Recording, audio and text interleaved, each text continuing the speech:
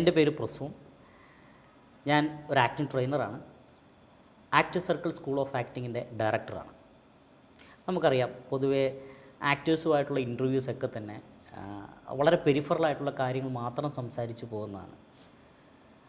പക്ഷേ നമുക്കതിൽ നിന്ന് വിഭിന്നമായിട്ട് ആക്ടിംഗ് ഒരു തൊഴിലായതുകൊണ്ട് തന്നെ ആ തൊഴിലിൻ്റെ പിന്നാമ്പുറങ്ങളിൽ എന്ത് നടക്കുന്നു, ആക്ടേഴ്സ് എന്ത് പ്രോസസ്സാണ് ഒരു കഥാപാത്ര നിർമ്മിതിക്ക് ചെയ്യുന്നത്, അതൊക്കെ തന്നെ നമുക്ക് അജ്ഞാതമാണ്. സോ ആക്ടേഴ്സ് സർക്കിൾ ഒരു ട്രെയിനിങ് ഇൻസ്റ്റിറ്റ്യൂട്ട് ആയതുകൊണ്ട് തന്നെ നമ്മൾ അത്തരമൊരു ഏരിയയിലേക്ക് ആക്ടേഴ്സിനെ സംസാരിക്കാൻ വിളിക്കുകയാണ് ചെയ്യുന്നത്. സോ ഇന്നിവിടെ നമ്മുടെ അതിഥിയായിട്ട് എത്തിയിരിക്കുന്നത് ആതിരയാണ്. നടന്ന സംഭവം എന്ന സിനിമയിൽ ശ്രദ്ധേയമായിട്ടുള്ളൊരു കഥാപാത്രത്തെ അവതരിപ്പിച്ചിട്ടുള്ളതാണ് ആതിര. ആതിരയെ ഈ ഇൻ്റർവ്യൂവിലേക്ക്, ഈ ടോക്കിലേക്ക് ഞാൻ സ്വാഗതം ചെയ്തുകൊള്ളുകയാണ്. Thank you. സ്വാഗതം. Thank you sir. നമ്മളിപ്പോൾ നടന്ന സംഭവം എന്ന് പറയുന്നൊരു സിനിമ വളരെ വിജയകരമായിട്ട് തിയേറ്ററിലേക്ക് ഓടിക്കൊണ്ടിരിക്കുകയാണ്. അതിൻ്റെ ഒരു ആമുഖമായിട്ട് നമുക്ക് അതിനെക്കുറിച്ച് ആതിരയ്ക്ക് സംസാരിച്ചിട്ട് നമുക്ക് ബാക്കി കാര്യങ്ങളിലേക്ക് കടക്കാം. നടന്ന സംഭവം സാർ കണ്ടിട്ടുണ്ടാവുമല്ലോ. തീർച്ചയായും. ബിജുചേട്ടനും സുരാജേട്ടനൊക്കെ ആയിട്ടുള്ളൊരു ഒരു കൊമേഴ്ഷ്യൽ മൂവിയാണ്, ഫാമിലി എൻ്റർടൈനർ ഡ്രാമയാണ് നമ്മൾ ഉദ്ദേശിച്ചിരിക്കുന്നത്. അതിനകത്തൊരു സെൻസിറ്റീവായിട്ടുള്ളൊരു ടോപ്പിക്ക് നമ്മൾ ഡിസ്കസ് ചെയ്യുന്നുണ്ട്. അപ്പം അതിനെ എല്ലാവർക്കും റിലേറ്റ് ചെയ്യാൻ പറ്റുന്ന രീതിയിലാണ് ചെയ്തിരിക്കുന്നത്. ഓഡീഷൻ ത്രൂ ആണ് എന്നെ എടുത്തേക്കുന്നത് അതിനകത്ത് പ്രിയ എന്ന് പറയുന്ന ക്യാരക്ടറിന് വേണ്ടിയിട്ട്. ഓക്കെ, അതിൽ നന്നായിട്ടുണ്ട്. ഒരു ഭയങ്കര ക്രൂഷ്യലായിട്ടുള്ളൊരു കഥാപാത്രമാണ്, ഒരു ടേണിംഗ് പോയിൻ്റ് ആകുന്ന സമയത്ത് ഉണ്ടാകുന്ന കഥാപാത്രമാണ്. ഈ ടേണിംഗ് പോയിന്റിനെ കുറിച്ച് പറയുമ്പോഴാണ് ആ സീനുണ്ടല്ലോ, ഒരു പ്രത്യേക സീൻ, ആ കിച്ചണിലെ സീൻ, അതാണ് സിനിമയ്ക്കകത്ത് വളരെ വളരെ ക്രൂഷ്യലായിട്ടുള്ള സാധനം. അപ്പോൾ അത് ഷൂട്ട് ചെയ്യുക എന്നുള്ളത് എളുപ്പമല്ല. ആ ഒരു സബ്ജക്റ്റ് അത്രമാത്രം ഗ്രാവിറ്റി ഉള്ള സബ്ജക്റ്റാണ്, ചിലപ്പോൾ പാളി പോകുന്നൊരു സബ്ജക്റ്റാണല്ലോ. അപ്പോൾ അതിന് എടുക്കണമെങ്കിൽ ആക്ടേഴ്സിനൊരു പ്രത്യേക പ്രിപ്പറേഷൻ ആവശ്യമാണ്. സോ എന്ത് പ്രിപ്പറേഷനാണ് നിങ്ങളത് ചെയ്തതെന്ന് അറിയുവാണെങ്കിൽ അറിയാനായിട്ട് താല്പര്യം ഉണ്ടായിരുന്നു. അതാണ് അത്. ഞാൻ ഒഡീഷന് പോയ സമയത്ത് അതിനകത്തെ മായ പോലീസില്ലേ, പോലീസിൻ്റെ ക്യാരക്ടർ അവർ ആദ്യം എന്നെ കൊണ്ട് ചെയ്യിപ്പിച്ചിരുന്നു. അതിനുശേഷം മറ്റേ സെയിൽസ് ഗേളിൻ്റെ ക്യാരക്ടർ ചെയ്യിപ്പിച്ചു.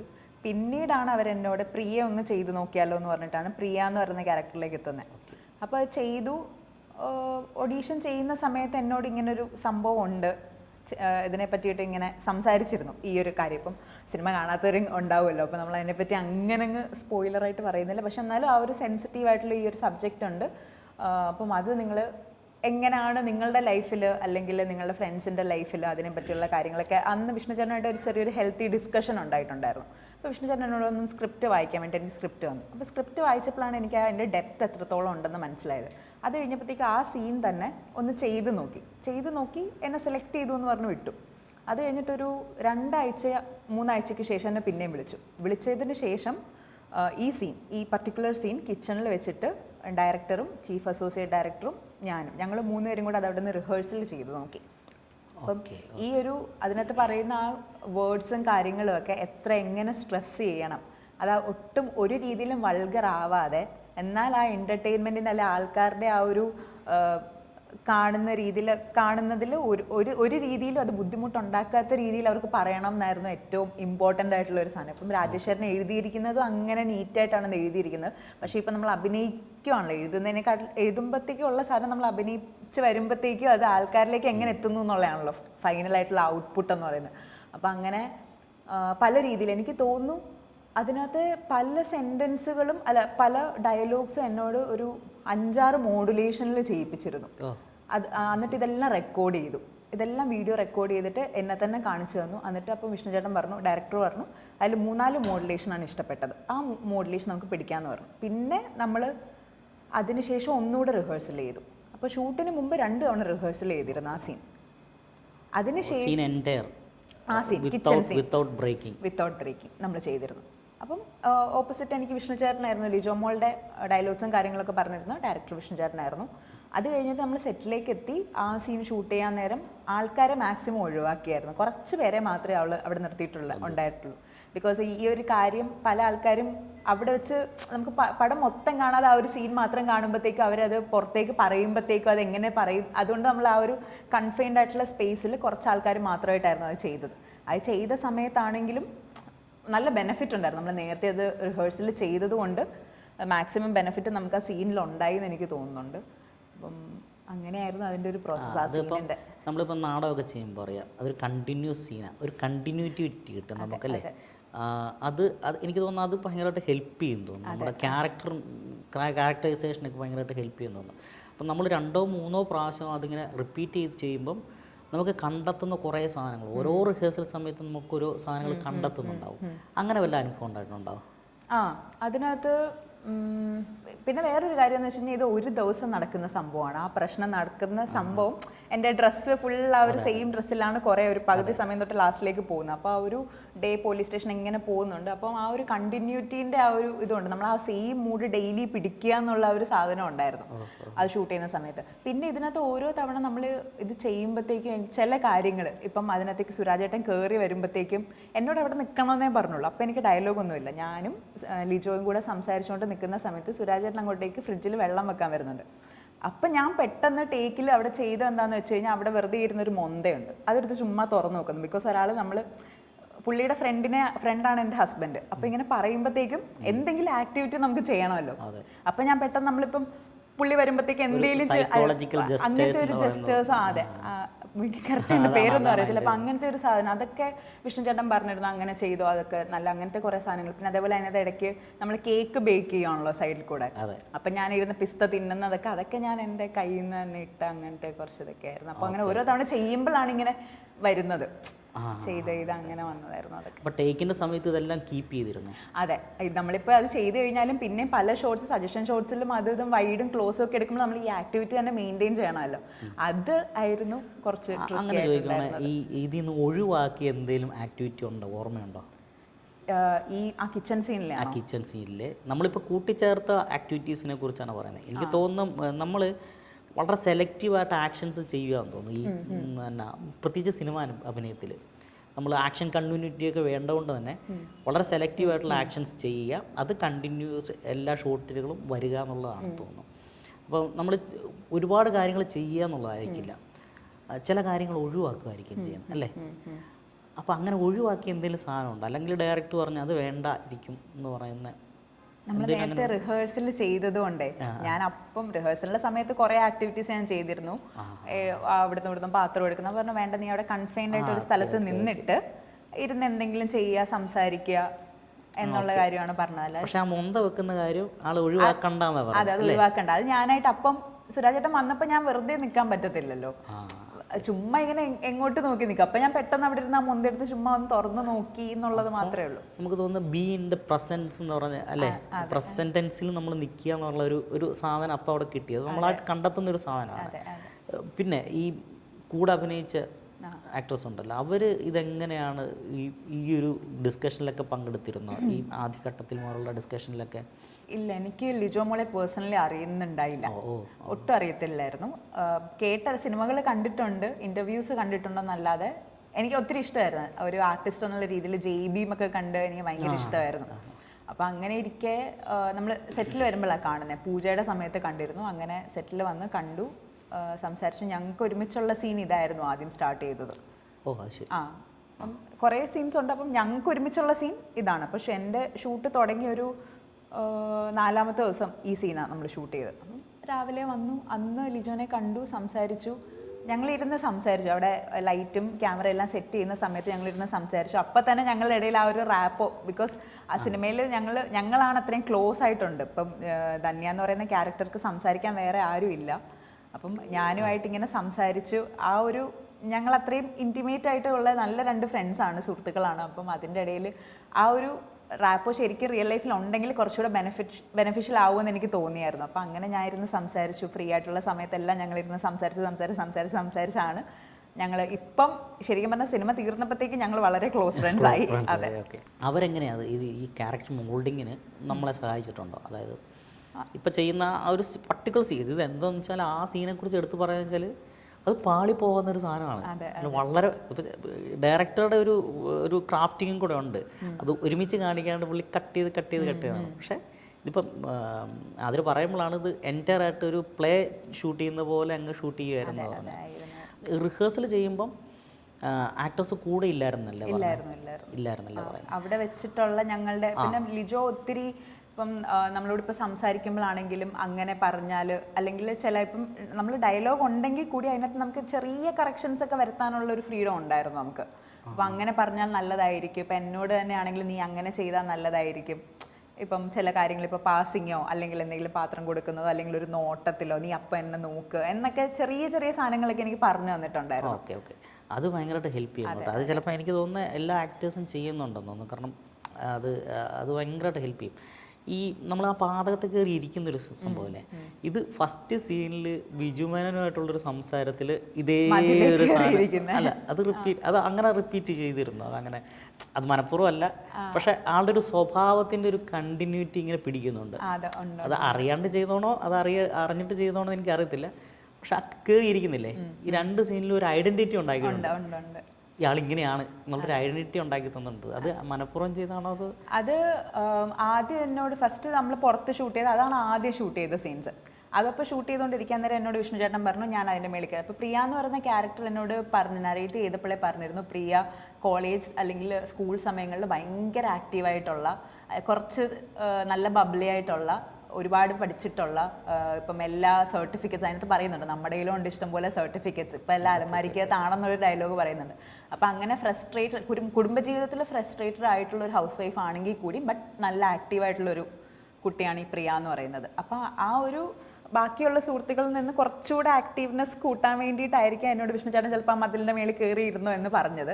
അപ്പോൾ ആ ഒരു സാധനം എനിക്ക് തോന്നുന്നു ഞാൻ കിച്ചൺ സീൻ വന്നപ്പോഴത്തേക്കും ഞാൻ ഇടയ്ക്ക് ആ ബ്രേക്ക് സമയത്ത് എന്തോ അതിൻ്റെ മേളിൽ കയറി ഇരുന്നതാണ്. അപ്പോഴാണ് വിഷ്ണു ചേട്ടൻ പറഞ്ഞത് എന്നാ നീ അതിൻ്റെ മേളിൽ കയറി എന്തെങ്കിലും ചെയ്തോ എന്നാണ് പറഞ്ഞത്. ഭയങ്കര കണ്ടിന്യൂറ്റി ആ ക്യാരക്ടറിന് കൊടുക്കുന്നുണ്ട്. ആ ഒരു ഒറ്റ ആക്ഷൻ നമ്മൾ ഇത് പറയുന്നത് സൈക്കോളജിക്കൽ ആയിട്ട് നമ്മൾ സൈക്കോളജിക്കൽ ജസ്റ്റേഴ്സ് വിഭാഗത്തിൽ പെടുന്ന ഒരു സംഭവമാണ് അത് എനിക്ക് തോന്നുന്നത്.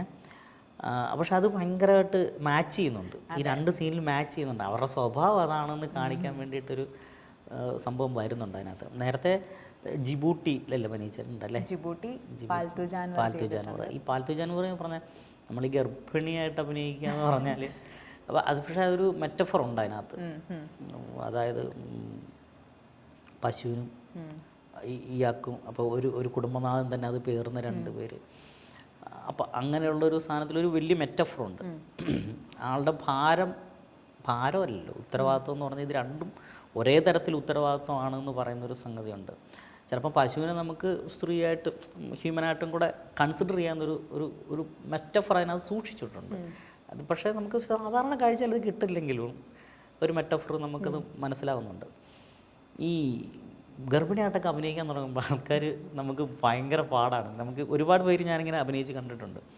സ്വാഭാവികമായിട്ട് അവരുടെ നടപ്പും നിപ്പും അവർ ബ്ലാങ്കായിട്ട് അങ്ങ് ഈ എളിക്ക് കൈ കൊടുക്കലായിരിക്കും ഒരു മുഖ്യമായിട്ടുണ്ടാകുന്ന ജസ്റ്റർ. നമുക്ക് ക്ലീഷേ ജസ്റ്ററായിട്ട് ചിലപ്പം തോന്നും. അല്ല, പെൺകുട്ടികളെല്ലാം ഗർഭിണിയായിട്ട് നടക്കുമ്പം എളിക്ക് കൈ കൊടുക്കുന്നുണ്ട്. പക്ഷെ നമ്മൾ അഭിനയിക്കുന്ന സമയത്ത് ഇതൊരു ക്ലീഷേ ജസ്റ്റർ പോലെ വരും. അതല്ലാണ്ട് അവർ ഒരുപാട് കാര്യങ്ങൾ ചെയ്യുന്നുണ്ട്. ഒന്നും ഇപ്പം ഭാരമൊക്കെ ഭയങ്കരമായിട്ട് നമ്മൾ ഈ ഏരിയയിലേക്ക് തൂങ്ങിയിരിക്കുന്നൊരു അവസ്ഥ വരും. ഈ ഗർഭത്തിന് തന്നെ 3-4 സ്റ്റേജുണ്ട്. അത് എൻ്റെ വൈഫ് അങ്ങനെ ക്യാരി ചെയ്തിട്ടുണ്ടായിരുന്നതുകൊണ്ട് തന്നെ എനിക്കതറിയാം. ഞാൻ കൂടെ നടന്നിട്ടുണ്ട്, എനിക്കത് നന്നായിട്ട് അറിയാം. ഞാനത് പക്ഷേ വേറെ തരത്തിൽ നമ്മൾ ആർട്ടിസ്റ്റ് ആയതുകൊണ്ട് നമ്മൾ പ്രത്യേകം ഒബ്സർവ് ചെയ്തിട്ടുണ്ട് ഇതിൻ്റെ കാര്യങ്ങൾ എന്താണ്. അപ്പോൾ അതിനെങ്ങനെയായിരുന്നു പ്രിപ്പറേഷൻ? അതിൻ്റെ ഒരു അതിൽ ഭയങ്കര നമുക്ക് ഒരുപാട് അങ്ങനെ കാണിക്കുന്നില്ല, എന്നാലും അതൊരു ഈ സാധാരണയിൽ നിന്ന് വ്യത്യസ്തമായിട്ടുള്ളൊരു ഒരു ഒരു മൊത്തത്തിലുള്ളൊരു ആക്ടിങ് അതിനകത്ത് തോന്നിയിട്ടുമുണ്ട്. നമ്മൾ അപ്പോഴെ വെച്ചേക്കാണ് നിങ്ങളെ ഐഡൻറ്റിഫൈ ചെയ്യുന്നത്. സോ ആ സിനിമയ്ക്കകത്താണ് കൂടുതലായിട്ട് ഐഡൻറ്റിഫൈ ചെയ്യുന്നത്. അപ്പോൾ അതിൻ്റെ ഒരു പ്രോസസ്സ് എന്തായിരുന്നു? അപ്പോൾ അങ്ങനെ ആകാതിരിക്കാൻ, ക്ലീഷേ ആകാതിരിക്കാൻ ഞാൻ അതിനു മുമ്പ് ജിബൂട്ടിയിൽ ഞാൻ ഗർഭിണി ചെയ്തിട്ടുണ്ടായിരുന്നു. അതിലും ഗർഭിണിയായിരുന്നു. അതായത് ഇപ്പോൾ 2ാമത്തെ പാലത്തും ചെയ്ത് കഴിഞ്ഞപ്പോഴത്തേക്ക് ആസ്ഥാന ഗർഭിണി എന്നൊക്കെ പറഞ്ഞിട്ടുണ്ടായിരുന്നു. ആൾക്കാർ കമന്റിലൊക്കെ വന്നിട്ട് പറഞ്ഞിട്ടുണ്ടായിരുന്നു. ശരി. പക്ഷേ ജിബൂട്ടിയിലെ ഗർഭത്തിന് മറ്റേ തുണി ആയിരുന്നു കെട്ടിയിരുന്നത്. പക്ഷെ എന്നാലും പാൽത്തൂയിലേക്ക് വരുമ്പോഴത്തേക്കും മറ്റേ സിലിക്കണിൻ്റെ പ്രോസ്തെറ്റിക് വയറായിരുന്നു. അത് നമ്മൾ കാരണം ലാസ്റ്റ് വയറ് കാണിക്കുന്നുണ്ട്, ആ വെയിലുള്ളുന്ന സീനിൽ വയറ് കാണിക്കുന്നുണ്ട്. പക്ഷെ അത് എന്ന് വെച്ച് കഴിഞ്ഞാൽ അതും എന്നെ ഹെൽപ്പ് ചെയ്തിട്ടുണ്ട്. അത് കുറച്ചുകൂടെ വെയിറ്റ് ഉണ്ട് അതിന്. അതേപോലെ തന്നെ അതിട്ട് കഴിഞ്ഞ് കഴിഞ്ഞാൽ നമുക്ക് ഇരിക്കാൻ പറ്റത്തില്ല, സ്റ്റിഫായിട്ട് ഇങ്ങനെ ഇരിക്കും. ഇങ്ങോട്ടേക്ക് ബെൻഡ് ചെയ്യാനൊന്നും പറ്റത്തില്ല. അതെ, ഇവിടം വരെ ഉണ്ട്. ഈ അണ്ടർ ബ്രസ്റ്റിന്റെ സൈഡിൽ നിന്ന് താഴെ വരെ അതുണ്ട്. ഈ ഒരു സൈഡൊന്നും ബെൻഡ് ആവത്തേ ഇല്ലായിരുന്നു. അപ്പം മറ്റേ വലിയ സ്റ്റൂളില്ലേ ആർട്ടിലെ, അതിൽ ചാരിയായിരുന്നു ഞാൻ നിൽക്കുന്നത്. അപ്പം ഷോട്ട് എടുക്കുന്നതിന് മുമ്പൊക്കെ അതെ അതെ അത് ആ സാധനം വെച്ച് കഴിഞ്ഞാൽ എനിക്ക് ഇരിക്കാൻ പറ്റത്തില്ല, അരപ്രൈസയിലോ അല്ലെങ്കിൽ പിന്നെ പെട്ടെന്ന് ഊരി കളയാനും പറ്റത്തില്ലായിരിക്കും. ഇല്ല ഇതെല്ലാം അതാണ് ഭയങ്കര ഈ ആക്ടേഴ്സ് അനുഭവിക്കുന്ന ഒരു ബുദ്ധിമുട്ടിനെ കുറിച്ച് ആർക്കും അറിയില്ല. നമ്മളൊരു മേക്കപ്പ് ഒക്കെ ഇട്ട് കഴിഞ്ഞാൽ അത് ഇട്ടിട്ട് മണിക്കൂറുകൾ ചിലപ്പോൾ നമ്മൾ ചിലവഴിക്കേണ്ടി വരും. ചിലപ്പം രാത്രിയിലായിരിക്കും ചിലപ്പോൾ നമ്മൾ ഈ ക്യാമറയ്ക്ക് മുന്നിൽ കാണുന്ന സമയത്ത് ആൾക്കാർ വിചാരിക്കുന്നത് ഇത് വളരെ സിമ്പിളായിട്ടുള്ളൊരു പരിപാടി എന്താ പറയുന്നത്. നമ്മൾ പൊതുവേ പൊതുജീവിതത്തിൽ തന്നെ നമ്മൾ സാധാരണ പെരുമാറുന്ന പോലെയാണല്ലോ ക്യാമറയുടെ മുന്നിൽ പെരുമാറുന്നത്. അതുകൊണ്ട് ഇതൊരു സിമ്പിൾ പരിപാടിയാണെന്നാണ് ആൾക്കാർ വിചാരിക്കുന്നത്. ഇത് പറഞ്ഞു നന്നായി. എത്ര മണിക്കൂറൊക്കെ അതിങ്ങനെ ചിലവഴിക്കേണ്ടി വന്നിട്ടുണ്ട്?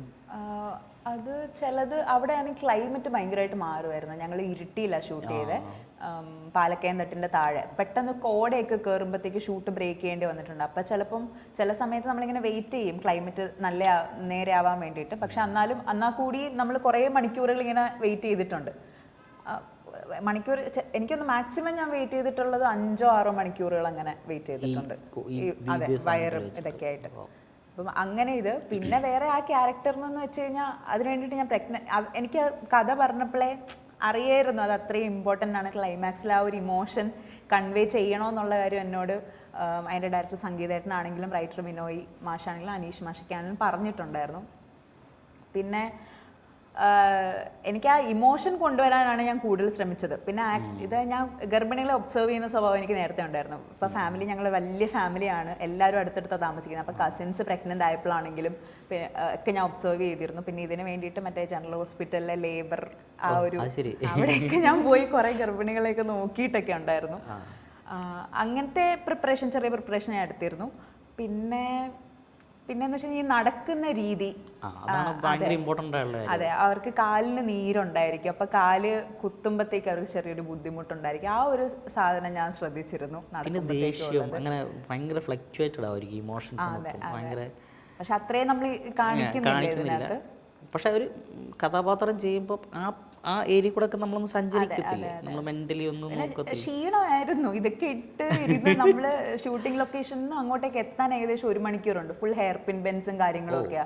അപ്പം എനിക്ക് മോഷൻ സിക്നസ് ഉള്ള ആളാണ്. അപ്പം ഞാൻ അവിടെ എത്തുമ്പോഴത്തേക്ക് ഛർദിലും കാര്യമൊക്കെ ആയിട്ടാണ് ഞാൻ സെറ്റിലേക്ക് എത്തുന്നത്. അത് ക്യാരക്ടറിനെ ഹെൽപ്പ് ചെയ്തിട്ടുണ്ട്. ആ ഒരു സാധനം എനിക്ക് അന്നേ ക്യാരക്ടറിനെ ഹെൽപ്പ് ചെയ്തിട്ടുണ്ടായിരുന്നത്. പിന്നെ എനിക്ക് നല്ല രീതിയിൽ ഇൻപുട്ട് തന്നിട്ടുണ്ട്. ഇപ്പൊ സെറ്റിൽ ശ്യാമേട്ടനുണ്ടായിരുന്നു, ശ്യാം പുഷ്കരനായിരുന്നു ഇതിന്റെ ക്രിയേറ്റീവ് ഡയറക്ടർ പാൽത്തു ജാൻവറിന്റെ. അപ്പം ശ്യാമേട്ടനും സംഗീതേട്ടനും അനീഷ് മാഷും വിനോയ് മാഷും ഈ 4 പേരുടെയും കൂടെ കളക്റ്റീവ് ആയിട്ടുള്ള ഇൻപുട്ട് എനിക്ക് കിട്ടുന്നുണ്ട്. നമ്മൾ സംസാരിക്കുമല്ലേ കൂടുതൽ, നമുക്ക് ചില ഗ്ലിംസ് കിട്ടുമെന്ന് തോന്നുന്നു അല്ലേ ആ സമയത്ത് സംസാരിച്ച് നോക്കുമ്പോൾ. നല്ല ഡയറക്ടേഴ്സ് അങ്ങനെയാണെന്ന് എനിക്ക് തോന്നുന്നത്. കുറച്ച് കൂടുതൽ സംസാരിക്കും, ക്യാരക്ടറിനെ കുറിച്ച് സംസാരിക്കും. അന്ന് ആ സെറ്റിൽ ക്ലൈമാക്സ് സീൻ ഷൂട്ട് ചെയ്യുന്ന പാൽത്തുവിൻ്റെ സമയത്ത് ഷൂട്ട് ചെയ്തപ്പോൾ ഇപ്പം നമ്മൾ സീൻ ഈ ആക്ഷൻ കട്ട് അങ്ങനെ ഉറക്കെ വിളിച്ചൊന്നും പറയത്തൊന്നുമില്ല. ഇവരിങ്ങനെ പയ്യെ പറയുന്നത് കുന്നിറങ്ങി വരുന്നുണ്ട്, പശുവിൻ്റെ സൗണ്ട് അവർ കേൾപ്പിക്കും മൈക്കിലൂടെ. പശുവിൻ്റെ സൗണ്ട് കേൾപ്പിക്കും. അപ്പം അങ്ങോട്ടേക്ക് നോക്കുക, അവിടുന്ന് അവരിങ്ങനെ പറഞ്ഞു തരും പശു ഇങ്ങനെ ഇറങ്ങി വരുന്നു, അടുത്തെത്തി, പശുക്കുഞ്ഞിനെ കണ്ടു. അപ്പം അങ്ങനെ ആദ്യം പക്ഷെ ഞാൻ ചെയ്തപ്പോഴത്തേക്കും ഞാൻ കരഞ്ഞു. അപ്പോഴത്തേക്കും എന്നോട് വന്നിട്ട് പറഞ്ഞു കരയണ്ട, നമ്മൾ കരയണ്ട, ആൾക്കാർക്ക് കരച്ചിൽ വന്നാൽ മതി എന്ന് പറഞ്ഞു. അപ്പോൾ അങ്ങനെ ഒരു 2-3 ടേക്കിലാണ് അതങ്ങ് ചെയ്തത്. കരയരുതെന്ന് പറഞ്ഞു. അപ്പോൾ ഞാൻ ഫസ്റ്റ് ടേക്കിൽ തന്നെ ഞാൻ ഇമോഷണൽ ആവുമായിരുന്നു ചെയ്തത്. ഞാനത് എൻ്റെ ലൈഫിലുണ്ടായ ഇൻസിഡൻറ്റ്, എൻ്റെ ഡോഗിനെയൊക്കെ ആലോചിച്ച് അങ്ങനെ കണക്ട് ചെയ്ത്, അനിയത്തിനെയൊക്കെ ആലോചിച്ച് അങ്ങനെ ഞാൻ അങ്ങ് അതായിപ്പോയി. പിന്നെ അത് കഴിഞ്ഞപ്പോഴത്തേക്ക് എന്നോട് പറഞ്ഞു ഇമോഷണൽ മെമ്മറി പറയുന്നത്.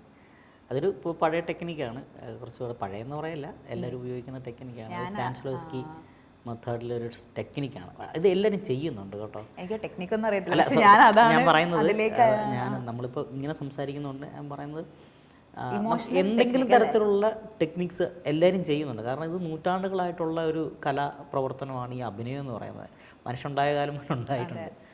അപ്പോൾ ഇത് ആൾക്കാർ ഇതിനു വേണ്ടി കണ്ടെത്തിയ ഒരുപാട് സാധനങ്ങൾ നമുക്ക് സ്വാഭാവികമായിട്ട് തന്നെ നമ്മുടെ കൂടെയുണ്ട്. ഇത് വേർതിരിച്ചറിയാൻ പറ്റുന്നില്ലെന്നേ ഉള്ളൂ. എന്തെങ്കിലും തരത്തിലുള്ള പ്രിപ്പറേഷൻ, എന്തെങ്കിലും തരത്തിലുള്ള ടെക്നിക്സ് എല്ലാവരും ഉപയോഗിക്കുന്നുണ്ട്. അത് പക്ഷേ പേര് അറിയണമെന്ന് നിർബന്ധമൊന്നുമില്ല. ഞങ്ങൾ ഇങ്ങനെ അതിൻ്റെ പുറകെ നടക്കുന്നതുകൊണ്ട് നമുക്ക് ട്രെയിനിങ് പരിപാടി ഉള്ളതുകൊണ്ടൊന്നും മനസ്സിലാകുന്നതാണ്. ആക്ട്രസ് ആണെന്ന് അറിയുന്നൊരു സമയമുണ്ടല്ലോ, അതൊരു ഭയങ്കര ഒരു സമയമായിരിക്കും. ഞാൻ ആക്ടറാണ് എന്നറിയുന്നൊരു സമയം. അത് ചിലർക്ക് ചെറുപ്പത്തിൽ അറിയാൻ പറ്റും. ചിലർക്ക് കുറേ നാളുകൾക്ക് ശേഷം ഓ എൻ്റെ പണി ഇതാണല്ലോ, ഇതാണല്ലോ സഞ്ചരിക്കേണ്ട വഴി എന്നൊക്കെ തോന്നുമായിരിക്കും. അത് ഭയങ്കര ഒരു നിമിഷമാണെന്നാണ് എനിക്ക് തോന്നുന്നത്. എല്ലാ ആക്ടേഴ്സിൻ്റെ അടുത്ത് ചോദിച്ചാലും അതൊരു വലിയ നിമിഷമായിരിക്കാനാണ് സാധ്യത. തീർച്ചയായിട്ടും. അതെങ്ങനെയായിരുന്നു? അത് ഒന്ന് എക്സ്പ്ലെയിൻ ചെയ്യാൻ പറ്റുമോ, ഓർമ്മയുണ്ടെങ്കിൽ? തീർച്ചയായിട്ടും. പിന്നെ ഞാൻ സ്കൂൾ ചെറുതിലേ തൊട്ടേ എനിക്കൊന്ന് നടന്നു തുടങ്ങിയ സമയം തൊട്ട് എന്നെ ഡാൻസ് ക്ലാസ്സിൽ അമ്മ ആക്കിയിട്ടുണ്ടായിരുന്നു. വീട്ടിൽ ഡാൻസ് ടീച്ചർ വരുമായിരുന്നു ആദ്യം, പിന്നെ സ്കൂളിൽ പോയി പഠിക്കുമായിരുന്നു. അപ്പം ആ സമയം എനിക്ക് സ്റ്റേജ് ഭയങ്കര ഇഷ്ടമാണ്. ഡാൻസ് ചെയ്യാനും ഇപ്പം മോണോ ആക്ട് ആണെങ്കിലും എലക്യൂഷൻ എല്ലാത്തിനും ഞാൻ പോവായിരുന്നു. അമ്മയ്ക്കൊരു വാശിയായിരുന്നു, മോളെ എല്ലാത്തിനും വിടണം എന്നുള്ള ഇതിൽ. എല്ലാത്തിനും ആദ്യമൊക്കെ മടിയായിരുന്നു. പക്ഷെ ഒരു 6ാം ക്ലാസ് 7ാം ക്ലാസ് ഒക്കെ കഴിഞ്ഞപ്പോഴത്തേക്ക് നമുക്കും കൂടെ ആ ഒരു കലയോട് ഇഷ്ടം തുടങ്ങി. അപ്പം അങ്ങനെ ഇഷ്ടപ്പെട്ട് ചെയ്ത് കഴിഞ്ഞ് മോണോ ആക്ട് ഒക്കെ ചെയ്ത ആൾക്കാർ പറഞ്ഞു, എന്നെ മോണോ ആക്ട് പഠിപ്പിച്ച സാബു സാറുണ്ട്, എനിക്കിപ്പോഴും ഓർമ്മയുണ്ട്. അപ്പോൾ സാബു സാറ് വന്നിട്ട് പറഞ്ഞു നന്നായിട്ട് ചെയ്തു എന്നൊക്കെ പറഞ്ഞപ്പോഴത്തേക്കും ഇപ്പം ഞാൻ ഒരു ആക്ട് കഴിഞ്ഞപ്പോഴത്തേക്ക് സാബു സാറിന് ഭയങ്കര ഇമോഷണലി അത് ടച്ചായി. അപ്പോൾ സാബു സാറിനത് എന്നോട് പറഞ്ഞു നിനക്ക് ആക്ടിങ് ചെയ്യാൻ പറ്റും. എന്നാലും അല്ല, എനിക്ക് പണ്ട് മുതലേ സിനിമ ഭയങ്കര ഇഷ്ടമായിരുന്നു. സിനിമ എന്ന് പറഞ്ഞു കഴിഞ്ഞാൽ ഇപ്പം ഞാനും എൻ്റെ ഗ്രാൻഡ് ഫാദർ ഇപ്പം മരിച്ചുപോയി. അപ്പോൾ ഞാനും അപ്പൂപ്പനും പഴയ സിനിമകളൊക്കെ ഇരുന്ന് കാണുമായിരുന്നു. ഇപ്പം അമ്മയ്ക്കാണെങ്കിൽ സിനിമകൾ ഭയങ്കര ഇഷ്ടമാണ്. ഞാനും അച്ഛൻ പുറത്തായിരുന്നു, എന്നാലും ഞാനും അമ്മയും ഇറങ്ങുന്ന സിനിമകളെല്ലാം പോയി കാണുമായിരുന്നു. എനിക്ക് ആർട്ടിസ്റ്റ് ആവണമെന്നുണ്ടായിരുന്നു, പക്ഷേ ഏത് ആർട്ടിലേക്ക് പോകണമെന്ന് അറിയത്തില്ലായിരുന്നു. ഡാൻസ് ആണോ അല്ലെങ്കിൽ സിനിമയാണോ എന്ന് എനിക്ക് ആദ്യം ഒരു പോയിന്റിൽ, ഇപ്പം നാടകമാണോ എനിക്കൊന്നും അറിയത്തില്ലായിരുന്നു. അപ്പം ഞാനിങ്ങനെ ട്രൈ ചെയ്തുകൊണ്ടേയിരുന്നു. ട്രൈ ചെയ്തിട്ടാണ് ഞാൻ പിന്നെ വീട്ടുകാർക്കൊരു നിർബന്ധം ഉണ്ടായിരുന്നു, പ്രൊഫഷണൽ ഡിഗ്രി എടുത്തതിന് ശേഷം മാത്രമേ ഇതിലേക്ക് ഇറങ്ങാവൂ എന്നുള്ളത്. അങ്ങനെയാണ് ഞാൻ BDS എടുക്കുന്നത്, ഡെൻറ്റിസ്റ്റ് ആവുന്നത്. അപ്പം ഞാൻ കോളേജിൽ ചെന്ന് അപ്പോഴത്തേക്ക് നമ്മൾ കുറച്ച് ഇൻഡിപെൻഡൻ്റ് ആവുമല്ലോ. അപ്പോൾ കോളേജിൽ ചെന്ന് കഴിഞ്ഞൊരു 3rd ഇയർ 2nd ഇയർ സമയമൊക്കെ ആയപ്പോൾ ഞാൻ ഓഡീഷൻ അയച്ചു തുടങ്ങി. അങ്ങനെ ഓഡീഷൻസ് ചെറിയ ചെറിയ ആഡ്സും കാര്യങ്ങളും ഒക്കെ ചെയ്തു. പിന്നെ എന്നോട് എല്ലാവരും ചോദിക്കുക എന്താണ് ഹാപ്പിനെസ് എന്നൊക്കെ ചോദിക്കുമല്ലോ, വാട്ട് ഈസ് യുവർ ഹാപ്പിനെസ്. അപ്പം എനിക്കെപ്പോഴും ബീയിങ് ഓൺ സ്റ്റേജ് ആണ്, അല്ലെങ്കിൽ being in front of camera. എനിക്കത് ഭയങ്കര അഡ്രിനാലിൻ റഷും ഭയങ്കര ഹാപ്പിനെസ് ആണ്. അങ്ങനെ ഗ്രാജുവൽ ആയിട്ടുള്ള ഒരു മനസ്സിലാക്കലായിരുന്നു, റിയലൈസേഷൻ ആയിരുന്നു. അതായിരിക്കും നല്ല വഴി. ഞാൻ ഇന്ന് തന്നെ നടനായി കളയാം എന്ന് വിചാരിച്ച് നടക്കുന്നില്ല. എൻ്റെ ഈ ജേർണി എന്ന് പറഞ്ഞാൽ 2015 മുതലുള്ള ഒരു ജേർണിയാണ് ഞാൻ ഇപ്പോൾ എത്തി നിൽക്കുന്നത്. ഇതിനകത്ത് തിയേറ്റർ എക്സ്പീരിയൻസ് ഉണ്ടായിരുന്നു? സ്കൂളിൽ ചെയ്തിട്ടുണ്ട്, പിന്നെ അല്ലാണ്ട് നമ്മുടെ കൂളൂർ മാഷിൻ്റെ ക്ലാസ്സുകളൊക്കെ അറ്റൻഡ് ചെയ്തിട്ടുണ്ട്. അപ്പം മാഷുമായിട്ട് ചേർന്നിട്ടൊരു പ്ലേ പ്ലാൻ ചെയ്തിരുന്നു. പക്ഷെ കൊറോണ സമയത്ത് എനിക്കത് ചെയ്യാൻ പറ്റിയില്ല. ഇപ്പോഴും അത് നമ്മൾ പ്ലാൻ ചെയ്യുന്നുണ്ട്. എനിക്കിഷ്ടമാണ് തിയേറ്റർ ഇത് ചെയ്യണം എന്ന് ഭയങ്കര ആഗ്രഹമുണ്ട്. തിയേറ്റർ എക്സ്പീരിയൻസ് കുറച്ചുകൂടെ, അതെന്തുകൊണ്ടാണ് അങ്ങനെ വിചാരിക്കുന്നത്, തിയേറ്റർ എക്സ്പീരിയൻസ് ചെയ്യണമെന്ന്? ബിക്കോസ് നമുക്ക് കുറച്ചുകൂടെ എനിക്ക് തോന്നുന്നു ഒരു ആർട്ടിസ്റ്റിന് ആ ഒരു സ്റ്റേജിൽ കുറച്ചുകൂടെ അധികം ഫ്രീഡം ഉണ്ടെന്ന് എനിക്ക് തോന്നുന്നുണ്ട്. റെസ്ട്രിക്റ്റ് ചെയ്യാൻ എനിക്കൊന്ന് ലൗഡ് ആവാം, നമ്മുടെ ഹാൻഡ് ജസ്റ്റേഴ്സും കാര്യങ്ങളൊക്കെ നമുക്ക് കുറച്ചുകൂടെ ആക്റ്റീവായിട്ട്, ഇപ്പം ഫ്രെയിമിൽ നിന്ന് ഔട്ടാവുമോ എന്നുള്ളൊരു പേടി നമുക്ക് വരുന്നില്ല. പിന്നെ അതുപോലെ നമുക്ക് അപ്പം തന്നെ ഓഡിയൻസിൻ്റെ റിയാക്ഷൻ നമുക്ക് കിട്ടും. അതാന്ന് തോന്നുന്നു പ്രധാനം. മറ്റേന്ന് പറഞ്ഞാൽ ചിലപ്പോൾ ലൈറ്റൊക്കെ ഫോക്കസ് ചെയ്തിട്ട് നിങ്ങളുടെ അങ്ങോട്ടും ഇങ്ങോട്ടും മാറണമെന്നൊക്കെ ഉണ്ട്. പിന്നെ എന്നാലും ലൈവ് റെസ്പോൺസ് ആണല്ലോ, എനിക്കത് നമുക്ക് അപ്പം നമ്മളെ തന്നെ ജഡ്ജ് ചെയ്യാം. നമ്മളെ ജഡ്ജ് ചെയ്യല്ല, ജഡ്ജിങ് ഒരു ചിലപ്പോൾ എന്താ പറയുന്നത്, ജഡ്ജിങ് എന്ന് പറയുന്ന വേർഡ് ചിലപ്പോൾ ഒരു പ്രശ്നമാണ് എനിക്ക് തോന്നുന്നത്. നമുക്ക് നമ്മളെ തന്നെ അറിയാൻ പറ്റും. അതെ അതെ തീർച്ചയായിട്ടും. നമ്മൾ എത്രമാത്രം വളർന്നു എന്നൊക്കെ അറിയാൻ പറ്റും. ചിലപ്പോൾ അതൊരു പ്രധാനപ്പെട്ട പരിപാടിയാണെന്ന് തോന്നുന്നു. പണ്ടൊട്ടേ ഇപ്പം ഞാൻ പറഞ്ഞില്ല, ഡാൻസ് ഒക്കെ ചെയ്യുന്ന സ്റ്റേജിലാണല്ലോ, അപ്പം നമ്മൾ ആൾക്കാരെ കാണുന്നതും ആ ഒരു ഇതുകൊണ്ടായിരിക്കാം ചിലപ്പോൾ സ്റ്റേജ് അല്ലെങ്കിൽ നാടകം ചെയ്യണം എന്നൊക്കെ ഉള്ള ആഗ്രഹം. പിന്നെ ഭയങ്കര ആഗ്രഹമാണ് ഒരു ഡ്രാമ അല്ലെങ്കിൽ തിയേറ്റർ പരിപാടികൾ ചെയ്യണം എന്നും ഒക്കെ ആഗ്രഹമുള്ളതാണ്. അത് ഈ സ്ക്രിപ്റ്റ് ഞാൻ ചോദിക്കാൻ പോകുന്നത്, ഈ നമ്മൾ സ്ക്രിപ്റ്റ് വായിക്കില്ലേ, നമുക്ക് ആദ്യം കഥയായിരിക്കും ഒരു ഡയറക്ടർ പറഞ്ഞു തരുന്നത്, സ്ക്രിപ്റ്റ് വായിക്കും. അപ്പോൾ ഈ സ്ക്രിപ്റ്റിലും കഥയിലും ഒരുപാട് വ്യത്യാസം ഉണ്ടാവും. സോ നമ്മൾ പിന്നെയാണത് എക്സിക്യൂട്ട് ചെയ്യുന്നത്. അപ്പോൾ ഒരു മോട്ടിവേഷൻ നമുക്ക് കിട്ടുന്നത്, ആ ക്യാരക്ടറിനെ കുറിച്ചുള്ള മോട്ടിവേഷൻ കിട്ടുന്നത് ഡയറക്ടറുടെ ഒരു എക്സ്പ്ലനേഷനിൽ നിന്നാണ്, കഥ പറയുന്ന രീതിയിൽ നിന്നാണ്. ഒരുപാട് വ്യത്യാസം ഉണ്ടാകും സ്ക്രിപ്റ്റിലേക്ക് വരുമ്പോൾ. ഒരു ടെക്നിക്കലാവും കുറച്ചുകൂടെ. നല്ല സ്ക്രിപ്റ്റുകൾ ചിലപ്പം ടെക്നിക്കലും ഇമോഷണലും കാണും, എന്നാലും കുറച്ചുകൂടെ ടെക്നിക്കലാവും. നമ്മൾ ഷൂട്ട് ചെയ്യാൻ വരുമ്പം വളരെ ടെക്നിക്കലാവും പരിപാടി. അപ്പോൾ അതിൻ്റെ ഒരു ഇതെങ്ങനെയായിരിക്കും, നമുക്കൊരു മോട്ടിവേഷൻ കിട്ടി, ഒരു ചെറിയ സാധനം എവിടെയോ ഒരു സ്പാർക്ക് കിട്ടി. ആ സ്പാർക്കിങ്ങിനെ നമ്മൾ എന്താ പറയുന്നത്, ഒരു തീജ്വാല ആക്കുന്നത്, അതിൻ്റെ ഒരു പ്രോസസ്സ് എങ്ങനെയായിരിക്കും? ഇതിപ്പോൾ എനിക്കാണെങ്കിൽ നമ്മളപ്പോൾ ഒരു കഥയുടെ ഐഡിയ ഉണ്ടായിരുന്നു, പിന്നെ അതിന് സ്ക്രിപ്റ്റ് വന്നു. ഇപ്പോൾ സ്ക്രിപ്റ്റ് വായിക്കുമ്പോഴത്തേക്കും മനസ്സിൽ എനിക്ക് കുറേ വിഷ്വൽസ് വരും, ഇങ്ങനെ ആയിരിക്കാം അല്ലെങ്കിൽ അതിങ്ങനെ ആവാം എന്നൊക്കെയുള്ള കുറേ വിഷ്വൽസ് ഉണ്ടാവും. പിന്നെ നമ്മൾ സെറ്റിലേക്ക് ചെല്ലുമ്പോഴത്തേക്കും ചിലപ്പോൾ അതായിരിക്കത്തില്ല. ഞാൻ അന്ന് കിച്ചൺ സീൻ ഷൂട്ട് ചെയ്യുമ്പോഴത്തേക്കും ആണെങ്കിലും എനിക്ക് ആ പ്രോസസ്സ് ഭയങ്കര ഇഷ്ടമാണ്. ഈ പല ഷോട്ട് വെക്കുന്നതും അല്ലെങ്കിൽ അതിപ്പോൾ പറയുന്ന രീതിയാണെങ്കിൽ അവർ ബ്രേക്ക് ചെയ്യുന്ന രീതിയാണെങ്കിൽ അതെനിക്ക് ഭയങ്കര ഫാസിനേറ്റിംഗ് ആയിട്ട് തോന്നിയിട്ടുണ്ട്. ഇപ്പം ഓരോ ആൾക്കാരുടെയും ഇൻപുട്സും അല്ലെങ്കിൽ ഓരോ ആൾക്കാർ പെർഫോം ചെയ്യുന്ന രീതിയും അവർ എടുക്കുന്ന രീതി ഉണ്ടല്ലോ, എനിക്കത് ഭയങ്കര ഫാസിനേറ്റിംഗ് ആയിട്ട് തോന്നിയിട്ടുണ്ട്. പിന്നെ അതേപോലെ തന്നെ അതെങ്ങനെ ആ ഒരു ഫയർ കൊണ്ടുവരാമെന്നുള്ളത് സാറ് ചോദിച്ചല്ലോ, അത് എങ്ങനെയാണെന്ന് വെച്ച് കഴിഞ്ഞാൽ ഇപ്പം ഞാൻ പ്രിയ എന്ന് പറയുന്ന ക്യാരക്ടർ ആതിര അല്ലെങ്കിൽ പ്രിയ ആയി കഴിഞ്ഞാൽ ഞാൻ പിന്നെ പ്രിയ ആണ്. പിന്നെ ഞാൻ ഇപ്പോൾ സെറ്റിൽ ആരെന്നോട് വന്ന് ബ്രേക്ക് ടൈമിൽ ആ പേര് ചോദിച്ചാലും ഞാൻ പ്രിയ എന്ന് പറയത്തുള്ളൂ. അങ്ങനെ ഒരു ഇതുണ്ട്. അത് ചിലപ്പോൾ പ്ലസ് ആവാം മൈനസ് ആവാം എനിക്കറിയത്തില്ല. ആ ഒരു ഇതെനിക്ക് ക്യാരക്ടറിനെ കൊണ്ടുവരാൻ കഴിഞ്ഞിട്ടുണ്ടെന്നാണ് എനിക്ക് തോന്നുന്നത്. അപ്പം ഞാൻ ക്യാരക്ടർ ആയിക്കഴിഞ്ഞപ്പോൾ ആക്ഷൻ പറഞ്ഞു കഴിഞ്ഞാൽ എനിക്കറിയത്തില്ല, അതങ്ങ് വന്ന് പോകുന്നതാണ്. അപ്പം നമ്മൾ ഇതിനു മുമ്പ് ഉണ്ടായിരുന്ന ഇപ്പോൾ റിഹേഴ്സൽ ചെയ്തിട്ടുണ്ട്, നമുക്കത് മനസ്സിലുണ്ട് പ്രിയ ഇങ്ങനെയാണ് പറയുന്നത്, അല്ലെങ്കിൽ പ്രിയ എന്ന് പറയുന്ന ക്യാരക്ടർ ഇങ്ങനെ ബിഹേവ് ചെയ്യത്തുള്ളൂ നമുക്കറിയാം. അവിടെ ആതിരയില്ലല്ലോ. അപ്പം ആ ഒരു ഇതിലാണ് ഞാൻ പ്രിയയ്ക്ക് വേണ്ടിയിട്ട് ചില സാധനങ്ങൾ എന്നോട് മാറ്റാനൊക്കെ പറയും, അല്ലെങ്കിൽ അത് അങ്ങനെ വന്നു പോകുന്നതാണ്. പിന്നെ എനിക്ക് വേറൊരു കാര്യമുണ്ട് സാർ. ഞാൻ ഇപ്പം ഒരു ക്യാരക്ടർ ഞാൻ ഈ സിനിമയുടെ ഷൂട്ടിംഗ് 1 വർഷം മുമ്പേ നമ്മൾ ചെയ്തതാണ്. അതിപ്പോൾ ഇപ്പോഴാണ് ഇറങ്ങുന്നത്. അപ്പോൾ ഞാൻ വിചാരിച്ചു എൻ്റെ ഷൂട്ട് കഴിഞ്ഞ് പാക്കപ്പ് ആയി കഴിഞ്ഞപ്പോഴത്തേക്കും അത് കഴിഞ്ഞു എന്നാണ് ഞാൻ വിചാരിച്ചത്. അത് കഴിഞ്ഞിട്ട് പിന്നെ ഡബ് കഴിഞ്ഞപ്പോൾ ഓക്കെ, അപ്പോഴത്തേക്കും കുറച്ച് ദിവസത്തേക്ക് എനിക്ക് പ്രിയ തന്നെ ഇങ്ങനെ ഉണ്ടായിരുന്നു. പ്രിയ എന്ന് പറയുന്ന ഒരു ക്യാരക്ടറും അതിൻ്റെ സിറ്റുവേഷനൊക്കെ ഉണ്ടായിരുന്നു. പക്ഷേ സിനിമ ഇറങ്ങി കഴിഞ്ഞിട്ടാണ് എനിക്കൊരു അന്ന് രാത്രി വരെ ഞാൻ ഭയങ്കര ഇമോഷണലായിരുന്നു. അന്ന് ഞാനിരുന്ന് എനിക്കറിയത്തില്ല അതെന്താണെന്ന് എനിക്ക് അറിഞ്ഞുകൂടാ. അപ്പോൾ സാറിന് ചിലപ്പോൾ ഇതിനെപ്പറ്റി എന്തെങ്കിലും ആൻസർ പറയാൻ പറ്റുമായിരിക്കും, അതെന്തുകൊണ്ടാവാം എന്നുള്ളത്. എനിക്ക് ആ പടം ഇറങ്ങിക്കഴിഞ്ഞ് അന്ന് രാത്രിയിൽ പിറ്റേ ദിവസം രാവിലെയാണ് എനിക്ക് പ്രിയ എന്ന് പറയുന്ന ക്യാരക്ടർ എന്നിൽ നിന്ന് മൊത്തത്തിൽ പോയത്. ആ പടം ഞാൻ ഫുൾ കണ്ടു കഴിഞ്ഞിട്ടാണ് ഞാൻ ഭയങ്കര ഇമോഷണലായിരുന്നു. പടം കഴിഞ്ഞ് തിരിച്ചെത്തിയതിന് ശേഷം ഫുൾ റിലീവ് ചെയ്യുമായിരുന്നു മെമ്മറീസ്, കാര്യങ്ങൾ നമ്മൾ പ്രിയ എന്ന് പറയുന്ന ആ സമയത്തുള്ളതും ഷൂട്ടിങ്ങും കാര്യങ്ങളും എല്ലാം കഴിഞ്ഞിട്ട് എനിക്കത് ഭയങ്കരമായിട്ട് എന്നെ അത് ഹോണ്ട് ചെയ്യുന്നുണ്ടായിരുന്നു. പടം കഴിഞ്ഞിട്ടാണ് ഹോണ്ട് ചെയ്യുന്നത് വെച്ചാൽ ക്യാരക്ടറിൻ്റെ ഡെപ്ത് കാര്യങ്ങളൊന്നും അല്ല, അത് പടം കഴിഞ്ഞത് എനിക്ക് പക്ഷെ റിലീസായപ്പോഴാണ്. ഷൂട്ട് 1 വർഷം മുമ്പേ കഴിഞ്ഞാണെങ്കിലും എന്നിൽ നിന്ന് പക്ഷെ അത് പോയത്. കാരണം എന്താ പറയുക, ഇപ്പം നമ്മൾ ഇപ്പോൾ ഒരു നാടകം ചെയ്യും, നമ്മൾ റിഹേഴ്സൽ ചെയ്യും, അത് ഭയങ്കര രസമാണ്. അങ്ങനെ റിഹേഴ്സൽ ചെയ്ത് നമ്മളൊരു ദിവസം സ്റ്റേജ് ചെയ്യുകയാണ്. സ്റ്റേജ് ചെയ്യുന്ന സമയത്ത് അത് ഇമ്മീഡിയറ്റ് ആയിട്ട് നടക്കുന്ന സാധനമാണ്. അപ്പോൾ 1 മാസം റിഹേഴ്സൽ ചെയ്താൽ ഏത് നാടക പ്രവർത്തനമാണോ ഉടനെ സ്റ്റേജ് ചെയ്യണം. അവർക്ക് ആ ഒരു ത്വര ഏറ്റവും കൂടുതൽ ഉണ്ടാകുക ആക്ടേഴ്സിനായിരിക്കും. ഇതെങ്ങനെയും തട്ടക്ക് കളിച്ച് കാണണം എന്നുള്ളൊരു സാധനമാണ്. നമ്മൾ ഉണ്ടാക്കിയെടുക്കുന്ന ഒരു പ്രൊഡക്റ്റ് നമ്മളൊരു കുഞ്ഞിനെ പോലെ ആയിരിക്കും നമ്മൾ താലോലിച്ച് അല്ലെന്നൊക്കെ ആര് പറഞ്ഞാലും ആക്ടേഴ്സിൻ്റെ ഉള്ളിൽ കിട്ടുന്നൊരു കഥാപാത്രം ഭയങ്കര പ്രാധാന്യമുള്ളത്, എല്ലാത്തിനേക്കാളും ഉപരിയായിട്ട് പ്രാധാന്യമുള്ളൊരു കാര്യമായിരിക്കും. അതിങ്ങനെ താലോലിച്ച് നമ്മൾ ഓരോ കണ്ടത്തിലും അതിലേക്ക് ഇൻപുട്ട് ചെയ്ത് നമ്മൾ സ്റ്റേജിങ് വരെ അത് കൊണ്ട് നടക്കും.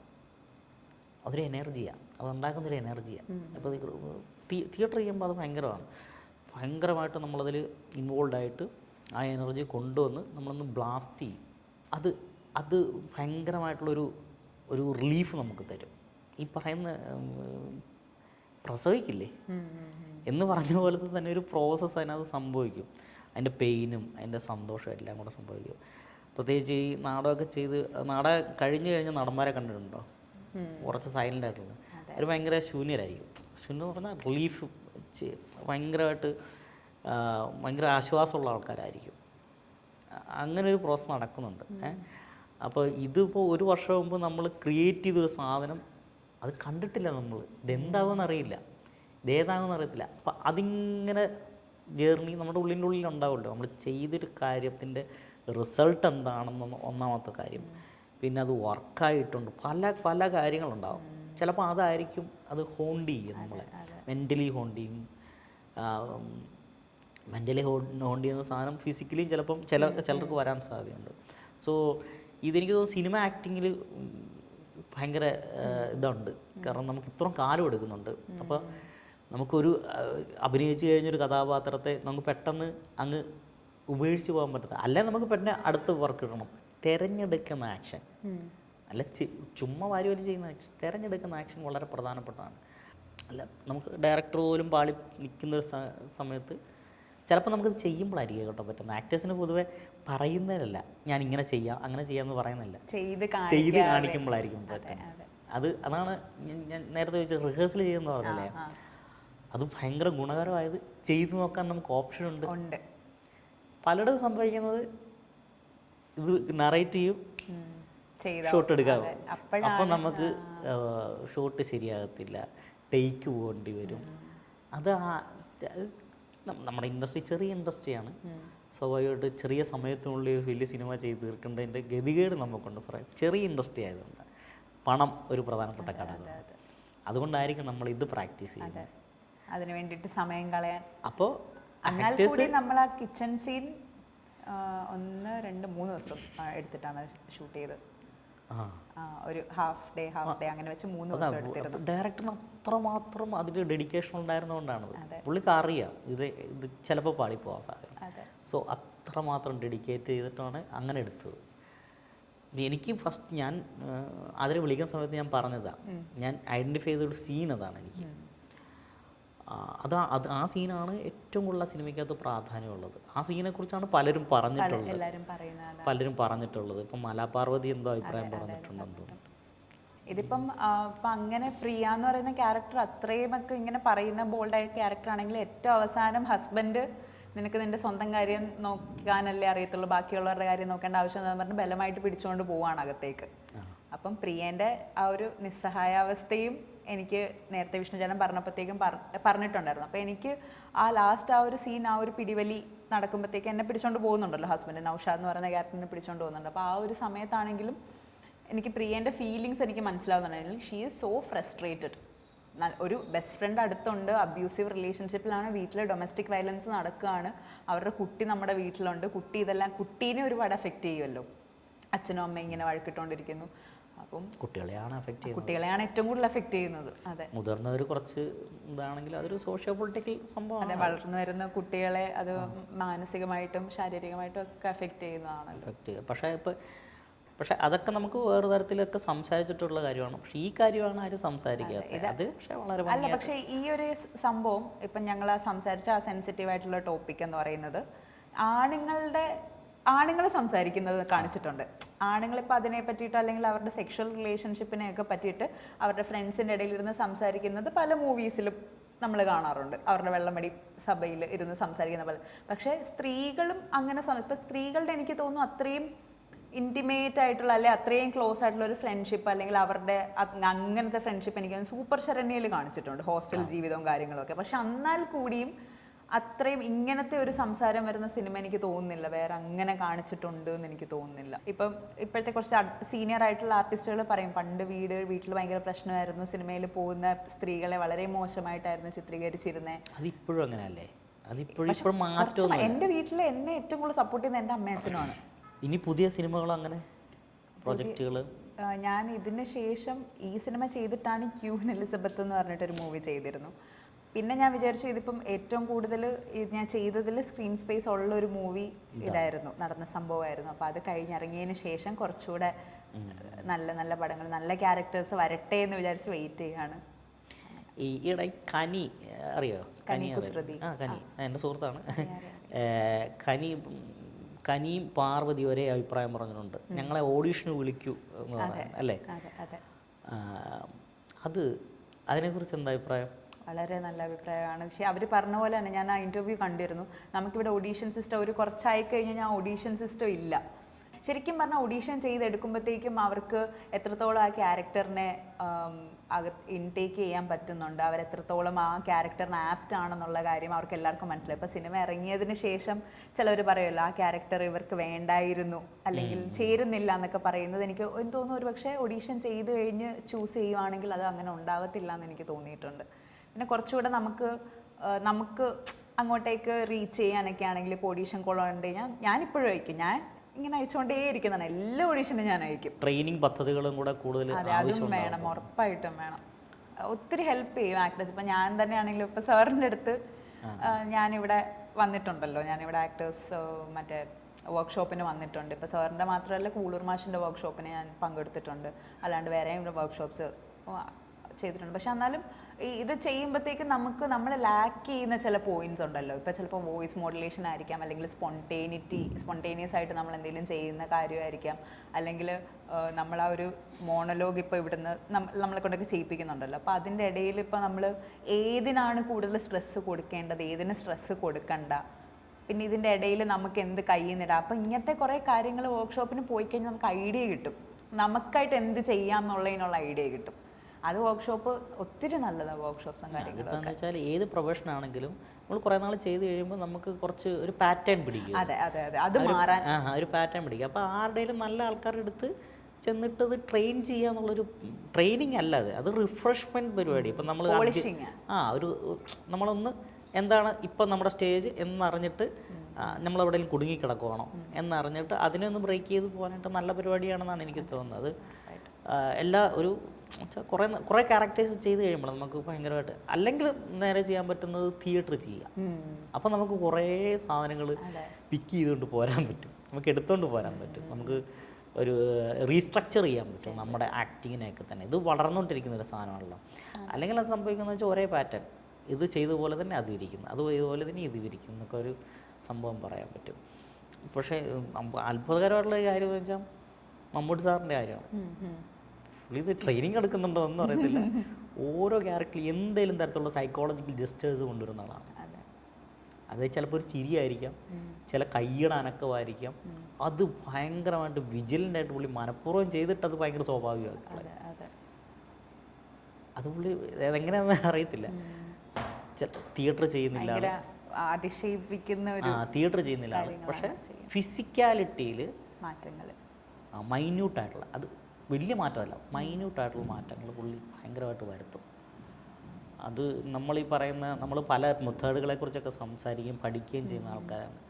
സോ നമ്മൾ പറയുന്ന മെത്തേഡുകളൊക്കെ, നമ്മൾ പഠിച്ചിട്ടുള്ള മെത്തേഡുകളൊക്കെ ഇത്ര ഭംഗിയായിട്ട് ആവിഷ്കരിക്കുന്ന ഒരാളെ നമ്മുടെ ലൈവായിട്ട് നമ്മൾ ജീവിച്ചിരിക്കുന്ന കാലഘട്ടത്തിൽ നിന്ന് കാണുക എന്ന് പറഞ്ഞാൽ അത്ഭുതമാണ്.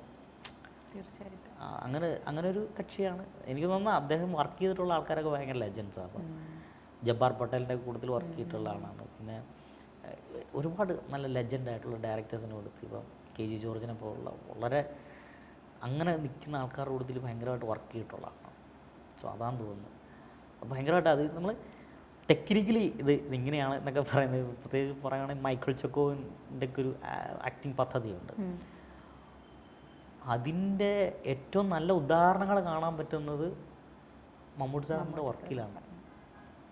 നമ്മളൊരു സിനിമയെക്കുറിച്ചാണോ സംസാരിച്ചതെന്ന് എനിക്കറിയത്തില്ല, പക്ഷെ നമ്മൾ ആക്ടിങ്ങിനെ കുറിച്ച് ഒരു ഇതാണ് സംസാരിച്ചത്.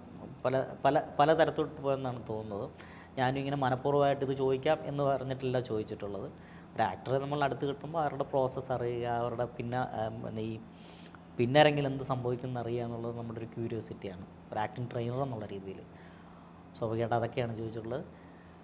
അപ്പോൾ ഇവിടെ വന്ന് ആക്ടേഴ്സ് സർക്കിളിൻ്റെ ഈ സ്ഥാപനത്തിൽ വന്നിട്ട് ഒരു ഇൻ്റർവ്യൂ തരാൻ മനസ്സ് കാണിച്ച അതിലേക്ക് ഭയങ്കര ഹൃദയംഗമായിട്ടുള്ള നന്ദി ഞങ്ങളുടെ എല്ലാവരുടെയും പേരിൽ അറിയിച്ചു കൊള്ളുകയാണ്. സന്തോഷമേ ഉള്ളൂ. അപ്പോൾ നമുക്ക് ഇനിയും കാണാം. ഉറപ്പായിട്ടും തീർച്ചയായിട്ടും കാണാം. Good bye. Thank you so much.